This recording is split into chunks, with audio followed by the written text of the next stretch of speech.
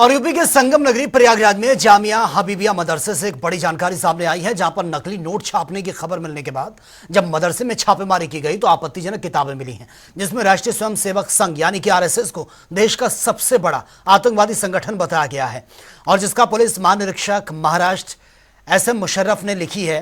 और इसी को लेकर जनता टीवी की यह ग्राउंड रिपोर्ट देखिए।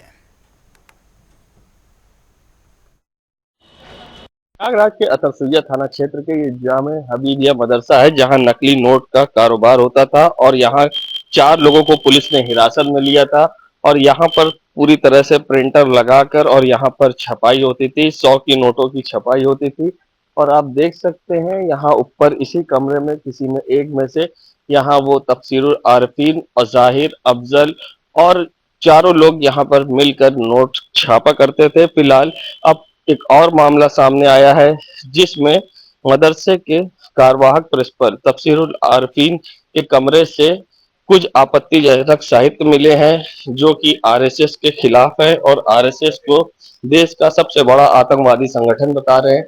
फिलहाल हमारे साथ यहाँ पर मोहम्मद अतीक हैं, जो यहाँ क्लर्क हैं। ये बताइए, यहाँ से एक साहित्य बरामद हुआ है जो आरएसएस के खिलाफ है, आपत्तिजनक है, क्या कहेंगे? यहाँ से बरामद हुआ है, ये भी हम लोगों को कोई इल्म नहीं,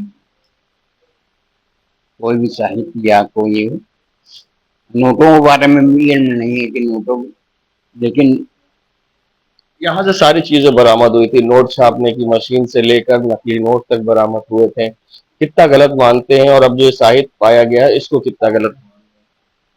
नहीं, साहित्य वगैरह जो पाया गया है ना, कभी देखा भी नहीं। इतनी 75 साल की उम्र में मैं देखा भी। देखिए, जो साहित्य है उसमें आरएसएस को देश का सबसे बड़ा आतंकवादी संगठन बताया जा रहा है। इस तरह के साहित्य अगर मिलते हैं, देशद्रोही की श्रेणी में आता है, लोगों को भड़काने वाले साहित्य, इसके खिलाफ क्या कहें?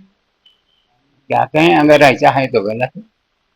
क्या लगता है जो यहाँ पर किस किस तरह की पढ़ाई होती है? ये साहित्य भी पढ़ाए जाते हैं इस तरह के? यहाँ नहीं, इस तरह की पढ़ाई नहीं पढ़ाई है। यहाँ किस तरह की पढ़ाई आती है? यहाँ जैसे स्कूल कॉलेज में पढ़ाई होती है, यहाँ पर वो आपके संस्कृत कॉलेज स्कूल्स में क्या होता है, बच्चे यहाँ पे दीनी तालीम पढ़ाई होती है। क्या आप मानते हैं कि जिस तरह से ये साहित्य आपत्तिजनक मिला है, इस पर एक बड़ी कार्रवाई होनी चाहिए? अगर है तो होना चाहिए। क्या मांगते, आप सरकार से क्या कहना चाहेंगे इस पर, किस तरह की कार्रवाई होनी चाहिए? जिस तरह से ये मदरसे के लिए सरकार जो करे, क्योंकि तो सरकार तो ऊपर है। आपने इसके बारे में पहले से किसी को जानकारी दी और अभी कुछ जानकारी नहीं, हम लोगों को जानकारी नहीं। क्या आप लोग ऊपर इतने साल से उनकी फैमिली वो रहते थे, आप लोग ऊपर जाते थे? कभी नहीं, हम लोग जाते ही नहीं थे। हाँ, ये मोहम्मद अतीक थे जिन्होंने बताया कि यहाँ पर जैसे तफसीर आरिफीन वगैरह रहते थे ऊपर, मगर मदरसे में ऊपर कोई भी नहीं जाता था और जो साहित्य यहाँ से अगर बरामद हुआ तो उनका कहना है उस पर भी उसके खिलाफ सख्त कार्रवाई होनी चाहिए। फिलहाल अब जी जांच का विषय है और पुलिस इस पर आगे जांच कर रही है और आगे क्या इसमें और रुख आते हैं वो देखने वाली बात होगी। जनता टीवी के लिए सैयद मोहम्मद आमिर, प्रयागराज।